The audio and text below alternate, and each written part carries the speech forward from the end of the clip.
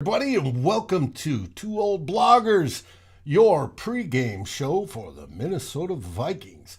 Today, we're talking about the Vikings traveling to Detroit to play the Motor City Kitties in what should be a game. It should have been more of a game until we learned about half the team's out. We'll find out soon. So join us for Two Old Bloggers.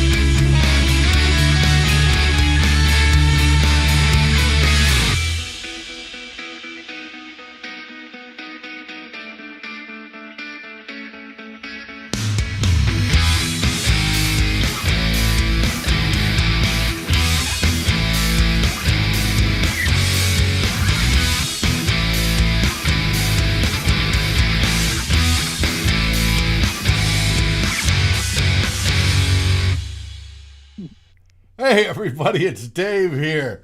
And Darren, my friend from the Great White North. Both of us blogged for almost 2 decades before we decided to do this video show. How are you doing, Darren? Not as good as last Saturday, Dave, because the Vikings lost. And but hey, overall, not complaining. We're on to Detroit. So On to Detroit. And we On to know how we Detroit, feel on to about Detroit. Detroit, too. And we'll get yes, into we that. like Detroit. We like Detroit. Usually we beat them. So Yes, usually we do. Hey, Mary. Hey, Steven. How are you guys doing? Steven, I think we missed you last week. We were talking about it. Hope you weren't stuck in a COVID camp somewhere. Let's get on with the show. All right.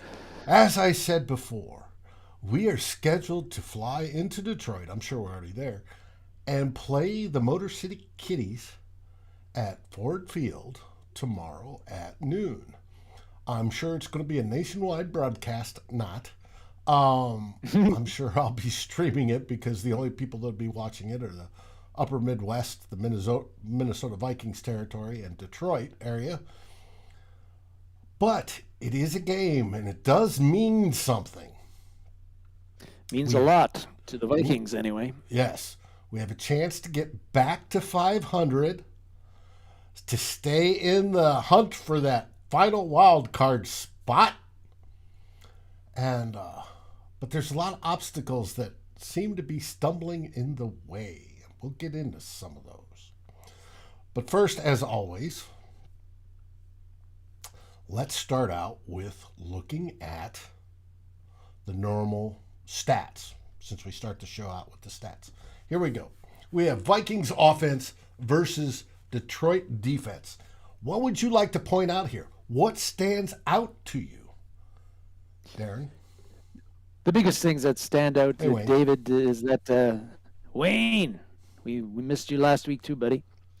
And your always positive comments about Zimmer's coaching acumen. Uh, but yeah, the Vikings offense Lions defense stats. I think the the takeaway here is that the Lions are bad at everything on defense, and so there's multiple opportunities to attack them. What's encouraging for the Vikings is that their offense is that they're starting to perform the way I think, David, you and I envisioned them performing at the beginning of the year, which they did not do. And they're starting to come into that top 10 offense a little bit more explosive. You can see the PFS got them at 11. Yeah, which is a slight ranked drop from last week. slight drop, but still there. Football Outsiders had them going up last week, and Elias has got them. They've got the counting stats there. I think that that's the thing that stands out to me. And the Vikings offense is trending. I think, even though there were certainly some missteps last week, particularly on the turnovers, I think the Vikings offense has been trending in the right direction the past three games. I would give, And except for the second half of last week. But if you look on the Elias stats, we're now up to number 10 on points. And points are the biggie, especially with these close games. It means we are scoring a lot. And the Vikings still have this game and 5 more beyond this where they could get, they could potentially, get into a top 5 ranking in offense. And I think that we'd all be happy with that. The problem and that would bode well rolling into the playoffs. It would. The problem we're going to see is the next slide. Defense versus offense. Here we go. As you can see, the Lions aren't good on that either. No. That's why they don't have any wins this year. But on the Vikings end of thing, what the bad point is that the Vikings defense is sinking like a 50-pound stone into the Atlantic Ocean right now. And I think they've gone 4 straight games now, giving up over 30 points a game. Last week, there's some circumstances that set them up for did not set them up for success, i.e. the Vikings offense turning the ball over inside our 20 2 times in the second half, which led to 10 points. But the run defense ain't getting any better. We're giving up more points week. Yeah, that is maybe the one. May not. We've got some pluses and minuses on player additions there. But I think that's the Vikings pass rush a little bit lower on the sacks lately, and I think that makes sense when you consider Griffin did not play last week. Hunter hasn't been playing for several weeks. But there was a stat I heard, actually Drew Bunting and Ted Glover brought it up on Vikings Report. Hey, guys, hope you're doing well. And that last week that Ted's getting over a couple of heartaches. One, Drew's Michigan Wolverines beating his Ohio State Buckeyes. And 2, he fully vaccinated, got COVID. And he is recovering from that. He got monoclonal antibody treatment a couple days ago, and he is doing much better today, which is outstanding news for our good buddy Ted.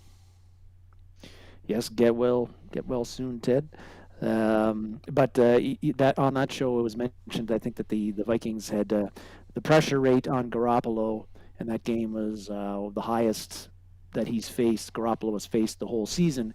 So the Vikings front 7 defensive line did get pressure on the 49ers. They only got home 2 times with sacks. But again, as you mentioned last week, you want the pressures. The sacks are nice to have, But you can force the quarterback to get rid of the ball quicker than he wants to, or force him to throw under duress. Those are big keys, and Mm-hmm. that shows that perhaps the Vikings defense, that the pass rush is still strong, even if the sack numbers have gone down a little the past 3 or 4 games. Yeah, but you can see we're number one in sacks still in the league with We are, but 33. but we but we've I think the 3 straight games now we've had 2 sacks, 2 sacks, which always helps. which is We'd like to have 4. Can you hear me, Mike? I want 4. Andre, give me 4.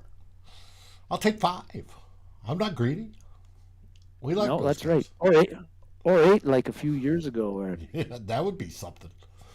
Um, there's your defense versus offense, and again, Lions offense is nothing to write home about, and that a may little be bit, a little good bit better thing. on the run than the pass. Yeah, that may be a good thing when we get to tomorrow. Now, when we get to special teams, they're relatively closely even matched. Their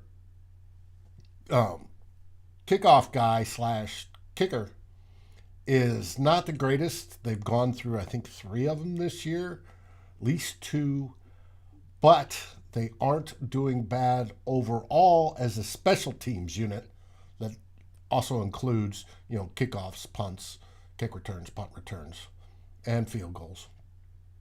They have actually dropped down a bit. Hopefully, the game will not come to either one of these teams because we're tired of Joseph missing that once in a blue moon kick that comes back to bite us. And I wouldn't mind if that happened to Detroit, but I hate it when it happens to your Minnesota Vikings. Yeah, when you have so many close games like the Vikings have been playing, one missed extra point can be very costly. Mm-hmm. And can be the difference between winning or losing.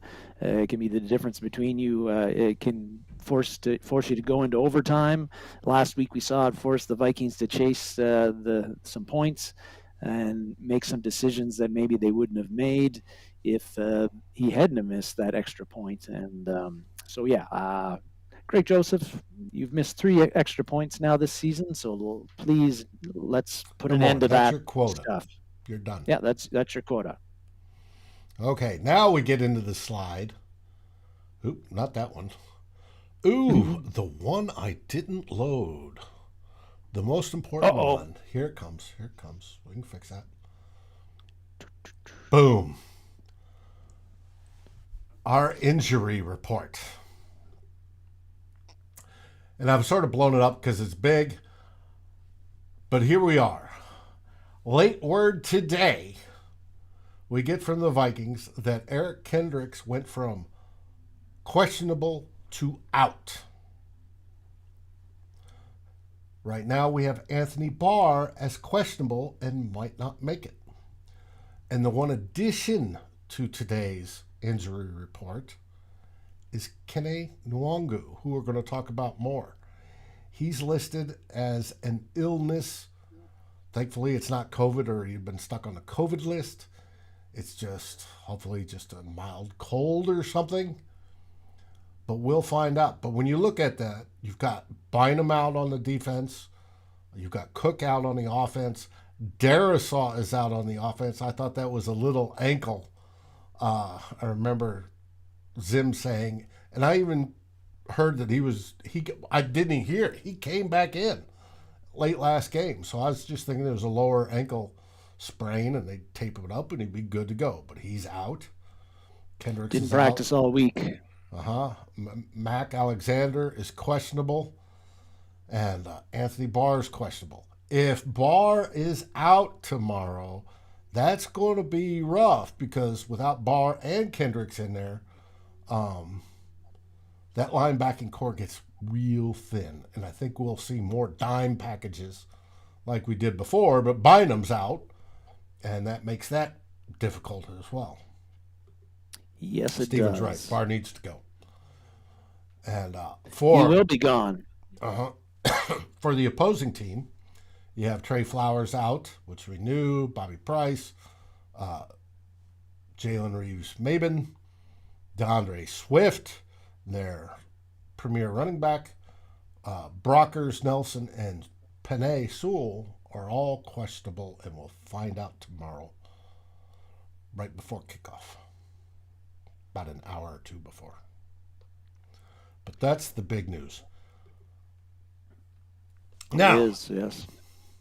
you wanted to go on and talk about when we look at these Lions, who are we supposed to fear?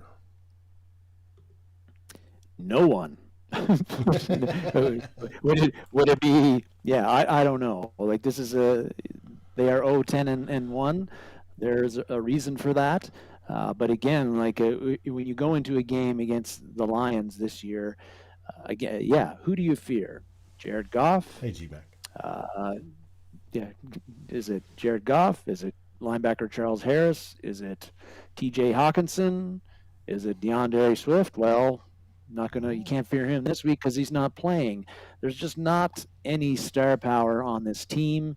And as we saw on offense, and maybe that's one of the reasons that they don't do anything well, and they're pretty bad at just about everything other than the special teams. But really, it's a no-name team right now, and led by a quarterback who's not very good, playing behind who doesn't have really any offensive weapons other than Hawkinson to throw to, and his best running back is not going to be playing in this game.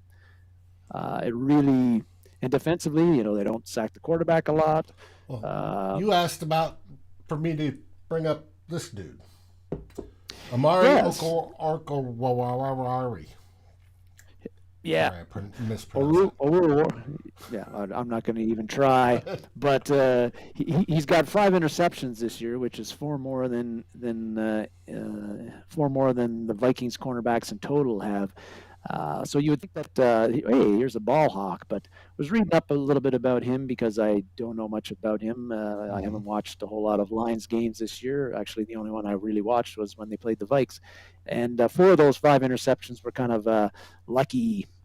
He's got a nickname. On the Lions give him a nickname, and they call him Lucky Charms because the ball just seems to be finding him this year. But in reading up on him, I did find out that even though he's got the 5 interceptions, and it's been kind of good fortune that he's got those, he does. At least Pro Football Focus has rated him quite highly in coverage all year. The passers are getting a 69.8 passer rating when throwing in his direction, which is tied for 10th in the NFL according to their rankings. So that's a indication that Amani is a pretty good corner and an unknown corner at this point, and maybe that is one guy that the Vikings will have to account for when they're on offense. But I think for Detroit, really, the key to this game for them, who do you fear? It'll probably be I don't know if you fear him, but Jamal Williams is going to be the feature guy. He's going to be the key guy for the Lions with DeAndre Swift out. Hey, David. He's not a great running back. He's never rushed for more than 556 yards in a season, and his longest run ever is 54 yards, which was in his rookie season. His longest run this year is 20 yards. He's averaging 4.2 yards per carry. So he's kind of a run-of-the-mill guy, not very explosive, a bit of a tough runner, but he's not going to scare you with the big play threat. The game against the Vikings the Vikings Detroit game, that was one of his better games. He had 13 carries for 57 yards, but I suspect that the Lions game plan in this one, with Dan Campbell now taking over play calling duties, he's favoring the run more now in that role. And I think if you're the Lions and you look at the Vikings piss poor run defense, and you've got guys like Trinity Benson and Khalif Raymond and Amon-Ra St. Brown to throw to, you're probably thinking your game plan is hand the ball to Williams a fair bit, minimize the amount of throws that Goff has to make, try to really wear on that Vikings run defense that's gave up over 200 yards again last week against the 49ers. Chew up the clock, and keep the game close. Depend on the Vikings to make those two or three bonehead mistakes they have a habit of making, and win this one late in the fourth. Yep, do it that way. Now, for the run defense, the meaty boys are back. Michael Pierce and Dalvin Tomlinson are both back for this game. And with Armon Watts backing them up and Lynch, I love that rotation. I love what that's developed into. The only worry there is the meaty boys. Those guys in the middle generally take up blockers and allow the linebackers to do their thing. And now we're short on linebackers. So hopefully everybody steps up. Not only will they take on the two blockers, they'll stick that arm out there a little further, grab the jersey, and pull the Williams down in the process. It's going to be interesting. That is for sure. I think, yeah, the only thing that you could say to as a counterpoint to that is it's nice. It's good to get Michael Pierce back. He's supposed to be a key part of the defense and the run defense, occupying blockers. But the Vikings' run defense really wasn't all that good when he was in there the first four games. And it wasn't as good as we wanted, yes. No, and with him being back, that's going to take away some snaps from Armon Watts, who's actually been playing pretty well. Particularly, I think he's he was before last week's game, he was 14th in pass rush win rate amongst all defensive tackles which in the National Football League. Is a great number. Now, Pierce has developed into a pass rusher this year too, so it's he got. Yep. It's I think we get that pressure up the middle this week, and even on the edges with Wanham and who's over on the other side. Well, last week it was Wanham, and then they had Sheldon Richardson playing on the end. Yes, and Richardson and Williams has been. He'll be back. Yeah, he's back too. Now, the COVID list, which I didn't cover. Right now, Patrick Peterson's on the COVID list. He very well, according to Mike Zimmer today, looks to come off tomorrow and will be ready. And if there's anybody with, that veteran status that could come in with a week out of just watching the video, I think that's him. He's like Harrison. He's been in long enough. He can do that. And the week off break is probably good for him. The one person that got on the COVID list is not a player, but the DB's coach for the Vikings. I don't remember his name, but he's now on it, which makes you wonder how many of the defensive backs are going to pop here in the next week or so. And we have a short week coming up when we play. We do. We play Steelers. Pittsburgh. And we'll be wearing primetime purple for that one, which I happen to. Oh. Now I'm curious off topic. I'm curious what jerseys we're wearing or what combo we're wearing tomorrow. We found out today the Lions are wearing their basic color rush ones. It's the all silver pants, silver top. So I'm betting we'll go white top, purple bottom versus white on white, or purple on purple. I think they might but too. I think they could go purple on purple if they wanted to.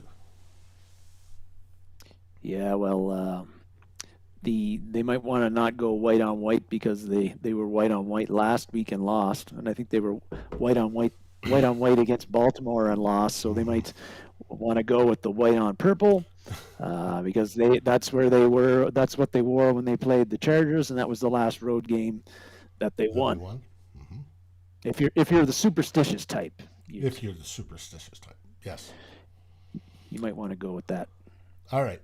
Now, you want to know, what will Dan Campbell do? What's his approach to this game? We got into it a bit. I think we went over the offensive part of things. I think the interesting thing about Dan Campbell is that I don't know if it's interesting, but he's the old kind of smash mouth Bite tough their football kneecaps off. guy, Yeah. bite their kneecaps, that famous saying. But he's an old tight end and offensive line coach previously. He likes to run the ball.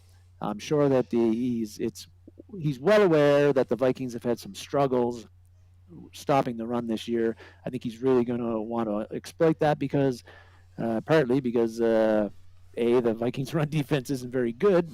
Maybe they'll get a little better with some additions. Mm-hmm. He's really going to want to pound the ball. I think now that he knows that Eric Kendricks is out, Yes. Anthony Barr might be out. When you went back to those injuries, it's not great news when the Vikings' best offensive player, or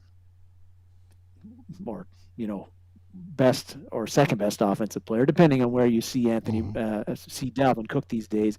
If your best offensive player and possibly your best defensive player are not playing in the game tomorrow, but at least with Dalvin Cook, we have a capable replacement that we've seen in there in Alexander Madison, and he's been able to do pretty decent. But that is not the case with the understudy to Eric Kendricks, which is Troy Dye. Now, if you had if Barr's able to play, then it's probably Vigil in the middle, Barr and Blake Lynch. But if Barr can't go, then it's going to be Vigil playing strong. He'll be playing probably strong side. Blake Lynch will be weak side, and they'll probably have Troy Dye in the middle.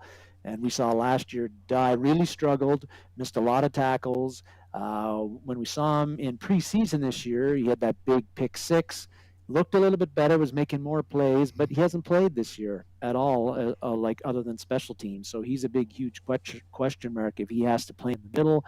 We also know that he's a rangy guy, but he's probably only about 220 pounds. Yeah, he's one of those small linebackers. Mike Zimmer talked this week that if Kendricks and Barr are out, Dye will get the green dot. And it is what it is. And when we talk run defense, we talk the big guys up front because we think that's part of it. We talk about the defensive ends setting contain, setting the edge. That's part of it. But also part of any run defense is your linebackers, because the linemen can't fill all the gaps. The linebackers are there to eat up people and close some of the gaps and open gaps for the linebackers to come in and stop the runner, because the runner is going to be looking for that open gap. You hope your linebacker's the one that steps in and fills it. And without the linebackers, good run D linebackers, right? And we're talking 10 years ago, those are the guys that weighed 250, 260, right? It makes it easier to run. And so that you're very well correct that Dan Campbell is probably going to attack the Vikings that way. And he'll be okay with that. They've played a lot of lows. They played 3 straight games, very low scoring, close to the vest type games. And this might be one of those games where Mike Zimmer, again, even if Barr is in the game, I think you'll probably see Harry Hitman at the line of scrimmage a lot. And he's been up there quite a bit anyway the past 2 games since he came back from the COVID, and been playing pretty damn well. I might add probably his 2 best games of the year have been the last 2, which shows that that Cameron Bynum play must have gave him a little extra motivation, I think. Well, especially good since Bynum's out this week. Yes. Now, let's move on to our offense. We know Dalvin Cook is out. Mike Zimmer talked about it day to day. Yeah, we all laughed. Yeah. Yeah. He's going to be out at least. It was very funny. Yeah. Yeah. Now, according to Zimmer, he's feeling good. And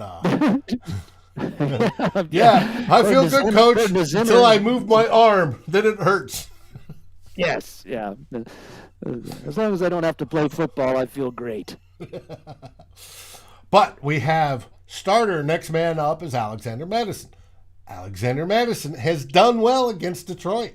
He seems to own them well over 100 yards. He's going to need that tomorrow, especially considering the guy we all wanted to see and still hope he gets there. Hope they fill him full of vitamin C, zinc, whatever. Pump him full of electrolytes and fluid. His what was going to be his understudy, Kene Nwangu, might not be there. And we all wanted to watch Nwangu play. I did, very much so. I want to see this kid get out in open space and just tear it up. But first, we have get your lather up, and he'll run for 100 yards. Do you think Alexander Madison's going to go for 100 yards tomorrow? He might have to.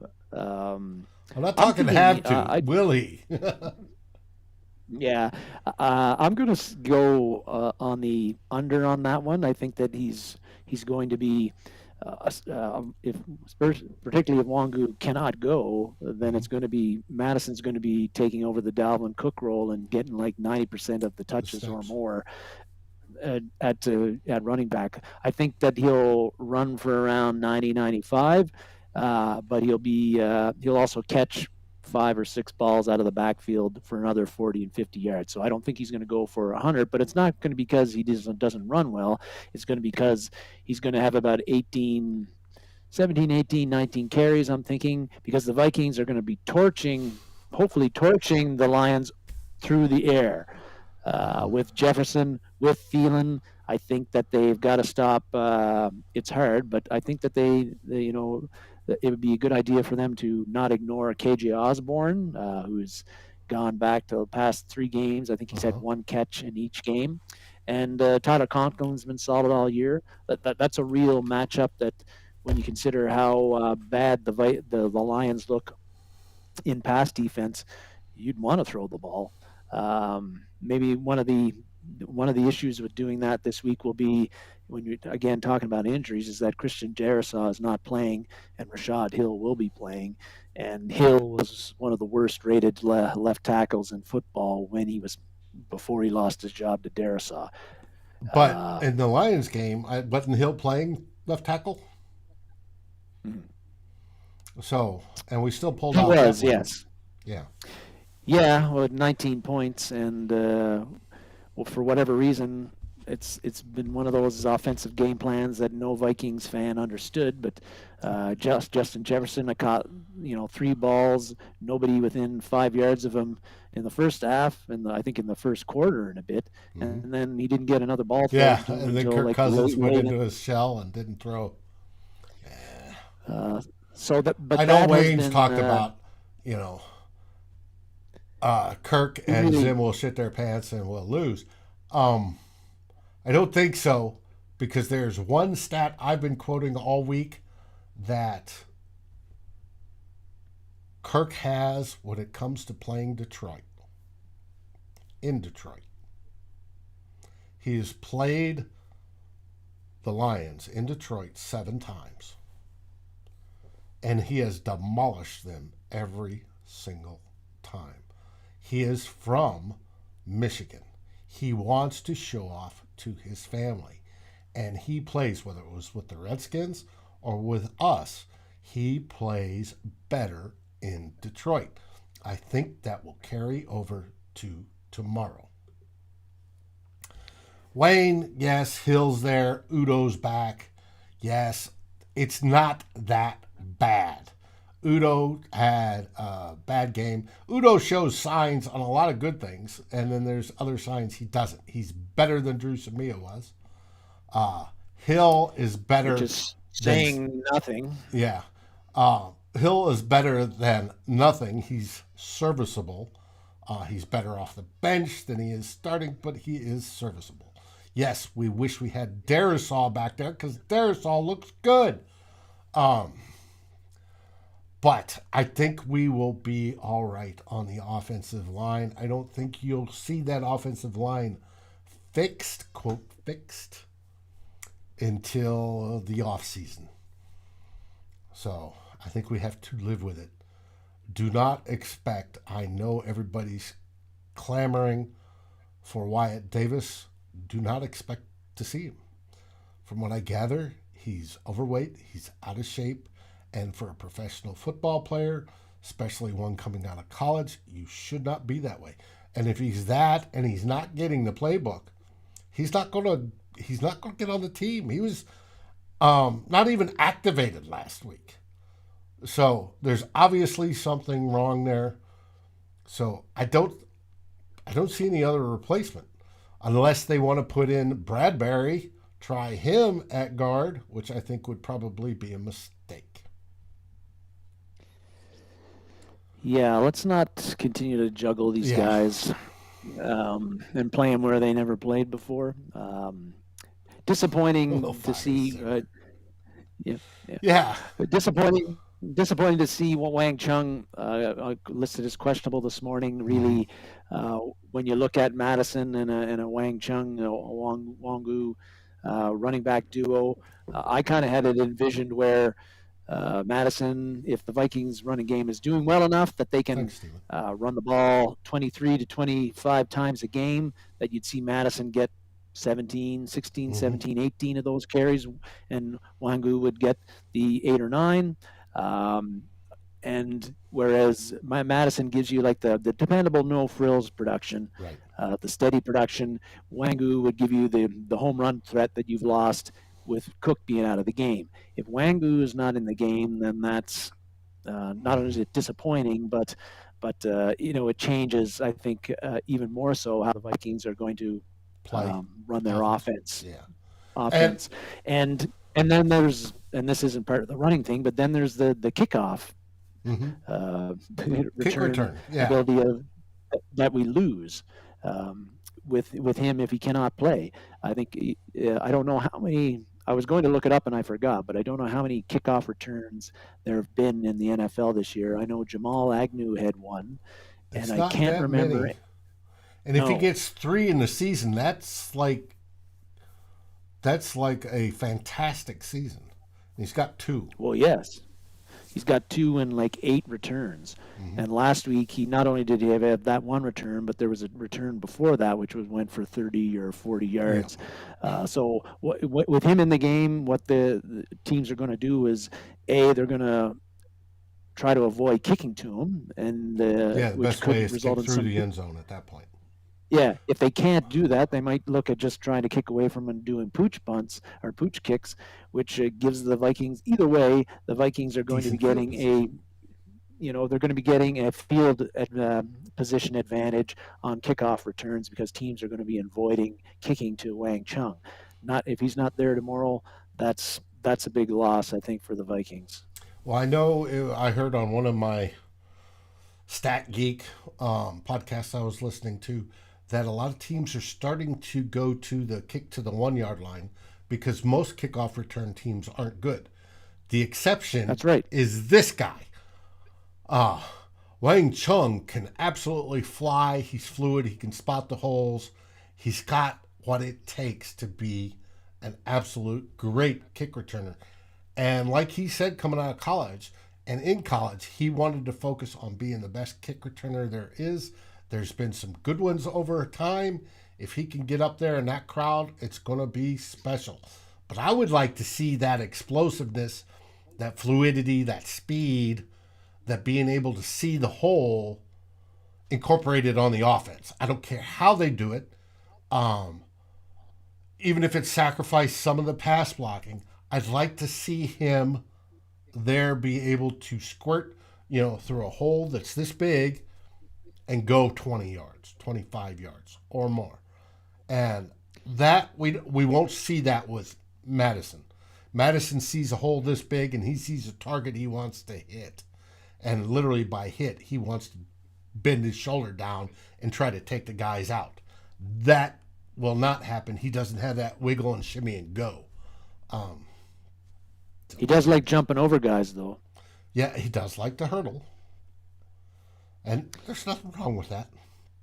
Nothing wrong with that. But Now, I was very, very interested to see Wangu, see if the Vikings could dial up some plays to get him out in space, whether it be wheel routes, what have you. We'll just have to see if he can answer the bell tomorrow. Hopefully he can, because if he can't answer the bell, and say somehow Madison gets hurt, then you're looking at A guy They we didn't just call up signed Axel like this Rose. week. Yeah. Yeah. So then your CJ Ham's going to be your your main Primary. running back. All right, let's switch topics. Let's go to the last one. Our boy Mike Zimmer, who assembles a defense, right? He's good at defense. He can scheme with the best of them. He comes up with some absolutely brilliant games. Um, say, or New Orleans in the playoffs, right? He can confuse the best of them. He's good at it. But last year he dealt with a very limited cupboard of players, very inexperienced, and it wasn't so good. This year, however, he filled it full of high price free agents. And where has it gotten us? Let's remember the Vikings D ranks 15th overall PFF. Football Outsider 17th. And then when And we dropping get to quickly. and then look at those numbers in 20s and 30s on Elias. And yes, they're dropping quickly because people have been out. And that's half the problem. Pierce, who's there in the middle, is coming back this week, but he's been in and out this season. You have Patrick Peterson, who's on COVID. You've got Breland, who's out and has been hurt. He's hurt like Xavier Rhodes. You have Richardson, who is supposed to be the bang-up 3 tech, who's now playing defensive end. Anthony Barr, who's been in and out and has degenerative knee issues, arthritic issues. And even Danielle Hunter, right, signed and is out with a torn pec and is going to cost a boatload of money next year. Zimmer has obviously tried to do the best he can, I would assume, but the defense, but it's hard to justify when you got all that high dollars there, and you know you got high dollar in one spot on the offense, that maybe if you didn't have all that, you could get, spread the money around a little bit differently. I don't know. What was your point besides the defense isn't as good as we wanted? It hasn't been, and you've gone over part of the reason over that why it hasn't, and injuries are part of that. But there's been lots of teams that in the NFL this year that have dealt with injuries and defensive injuries and some significant ones. I mean, look at the Bears; they lost Khalil Mack and Danny Trevathan in the span of a week. That who's more valuable to the Bears defense than Khalil Mack? So we're not the only team that's had to deal with injuries, and I just don't know. It's weird. You've had all these signings. You got Tomlinson, but the defense has looked out of whack all season. Like I was talking about last weekend, the first 28 minutes of the game, they play like an elite unit, and then the final the other 32, they play like the Vikings defense last year. Yep. And it's like we go on these streaks. Happened again last week against the 49ers. Touchdown, touchdown, touchdown, all in a row. Again, some of that was turnover related, but still, under 2 minutes, the last 2 minutes of the first half issue, giving up now 66 points, is it, in the final 2 minutes of games in the NFL? By far the worst in the NFL. And it's the same script every week there, too. Can't stop guys. We get teams in third and long situations, can't get off the field. Some defensive back makes a dumbass pass interference penalty where they panic and give up a big play, and then in the end zone it goes. I don't know. I'm sure he's trying, but it feels like the Mike Zimmer magic, his ability to scheme and come up with solutions to problems that we saw he was able to do in 2015, 2016, 2017, even 2018 at times. That has really disappeared the past 2 seasons, and there's no sign that it's getting any better. In fact, this defense is getting worse as the season goes along. I I feel think a lot of that that is due to injuries. Defense was relatively healthy in those years. But as Mike said at the beginning of the season, he thought this defense would be very good with 4 key players, right? Patrick Peterson being one of them, uh, Barr being one of them, Pierce and Hunter being the other two.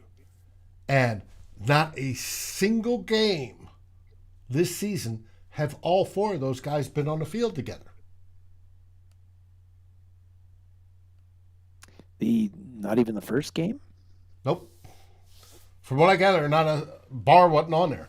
Remember, I think he Well, was that's dealing right. with Yeah. He missed the first his 4 knee. games, so yeah. But And hey, Raymond, skull.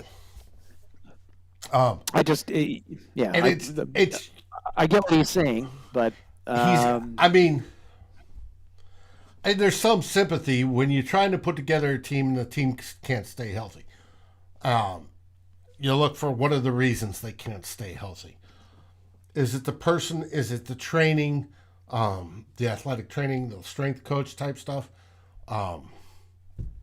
What is it? Is just bad luck? A lot of it, I think, falls back onto the physical training, off season, during the season stuff. But it's a shame. But you got to be able to overcome it.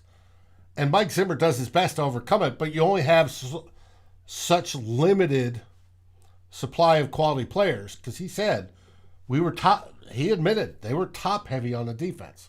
If any of those starter guys go out, they were hurting, and sure as shit, they were hurting. Tells them excuses are like farts. My old broadcasting buddy always said, it doesn't matter. Everybody can get injured. You still need to win. I said, what about the quarterback? He goes, no, the quarterback gets injured. So that's an excuse. And I'm like, what?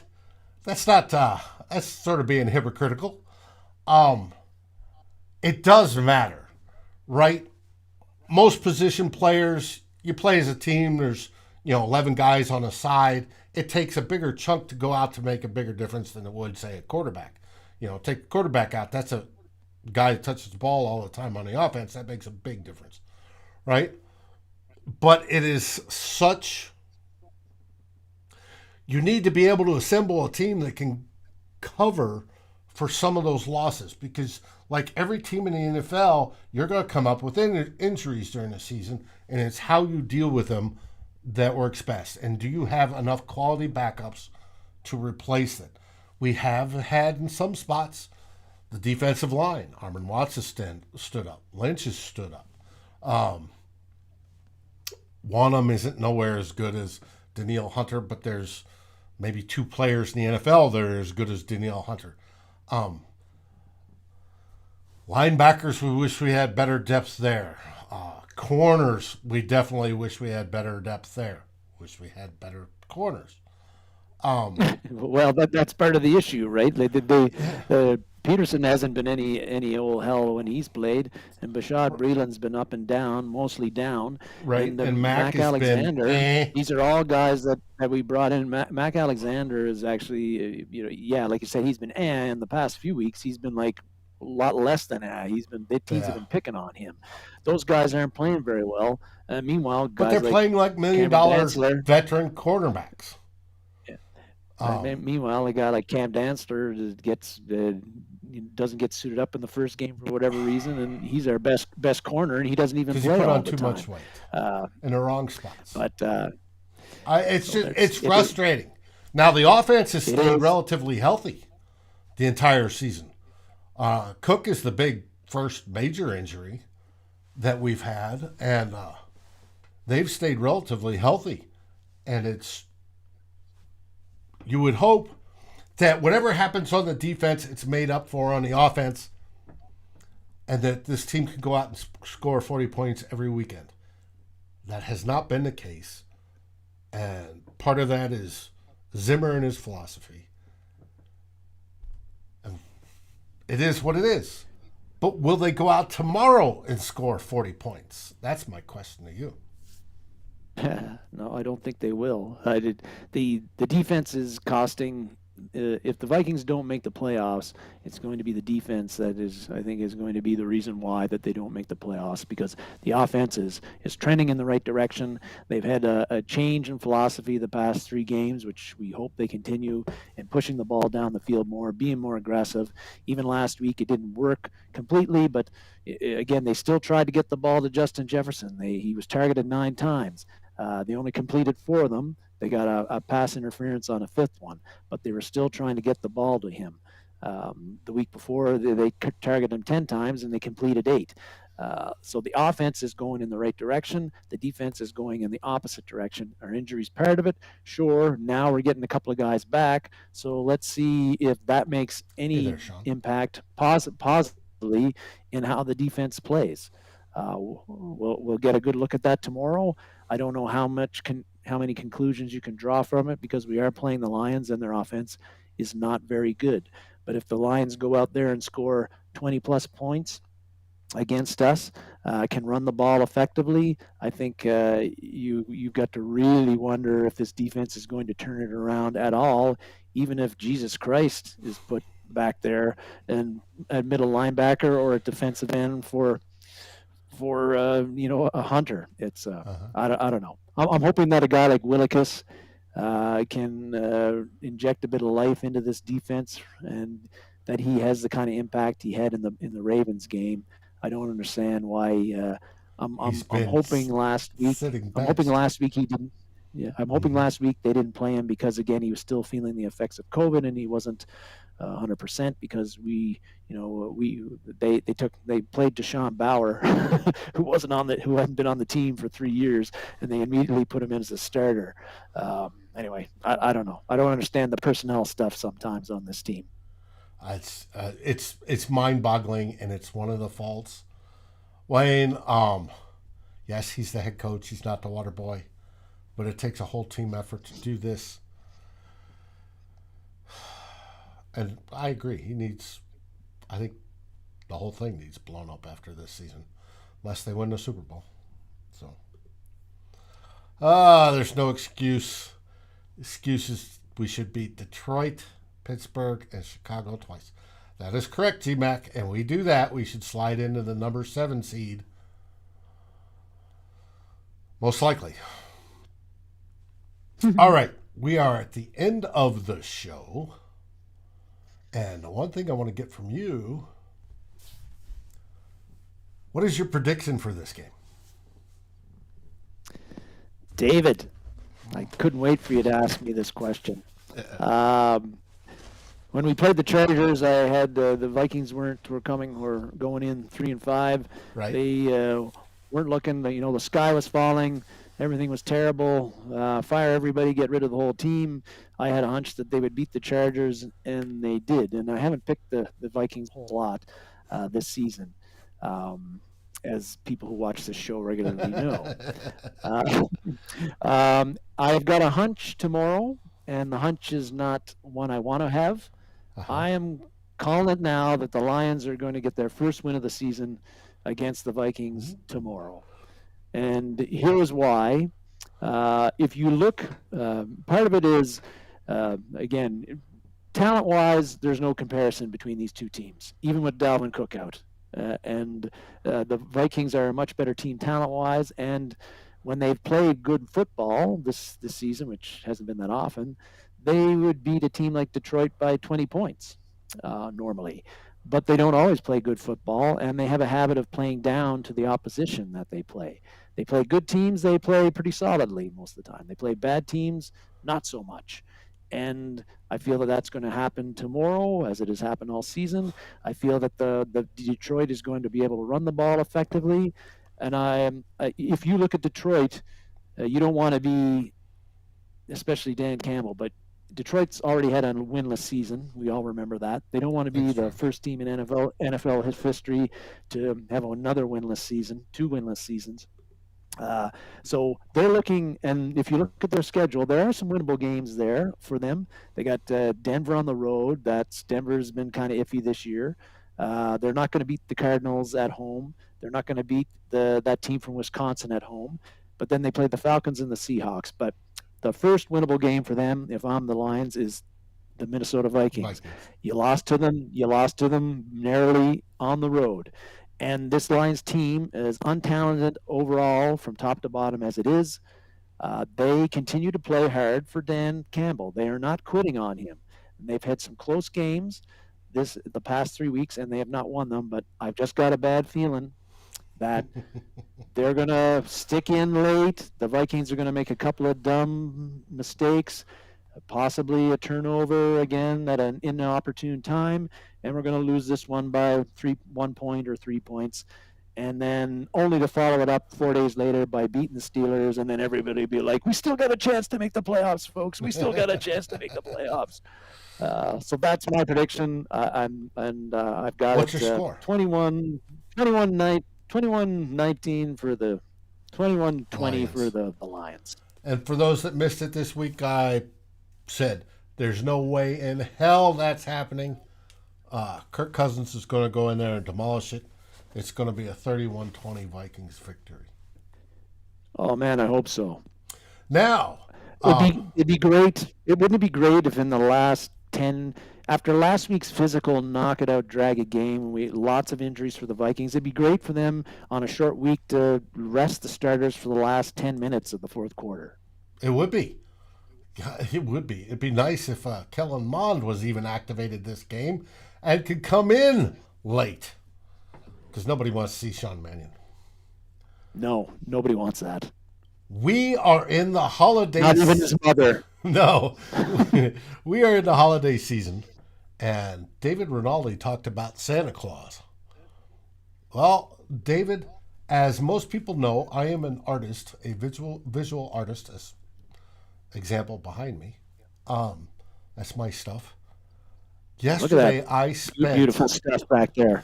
A whole day working on a cubism piece to put out for the season. And I want to show you guys, before we sign off, what it looks like. So here it comes. Boom. Looks like me, feels like me, big ass stogie, a nice whiskey, 2 to 3 fingers worth, and to send off your season. Hope you all enjoy it. There's Santa chilling. And she back, nice. No, I do not have a website for my stuff. I wish I did. Never got around to building it, sort of afraid to. But if you want to contact me, shoot me a PM on, or try to shoot me, tell me to go shoot me a PM on Twitter or over on Facebook, and I will get back with you. With that, any last words there, Darren? Thanks, Raymond. No, sir, David. My last words were given on my game prediction. I think the Vikings blow it tomorrow. I think the Vikings blow it tomorrow, but I'm more than happy to see it go the other way and go more the way that you're predicting, because it'd be nice to get that win on a short week and get ready for Pittsburgh, who have not been trending very, very well either, and start stacking up 2 or 3 wins in a row here. Okay. G-Mac, I'll hit you up in the remarks after the show on YouTube. Keep an eye out for it. Even with a win, I still leave Zimmer in Detroit. Yes, Wayne, we know how you feel. You aren't the only one that feels that way. Anyways, the rest of you, stay safe, stay healthy, enjoy your beverages by all means, good food, good friends, and Skol Vikings! Dave, one last thing before we go. So What's with that? maybe for all those loyal watchers out there, of course the Vikings play on Thursday, so there'd be no need for a preview show by us on Saturday. We won't be going on Saturday, I'm assuming, or no, we are not going on Saturday, and if I have my way, we're going to do a combo show on Wednesday, if you're up for it. Yeah. Okay, everybody, have a great weekend. Go Vikings.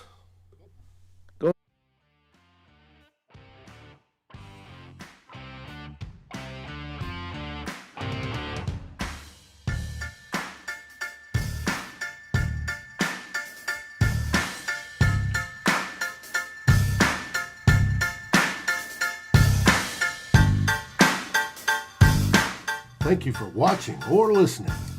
As always, if you like, subscribe, and ring the bell for notifications. And if you're listening to the podcast, please rate us on your favorite aggregator. Skol, everybody.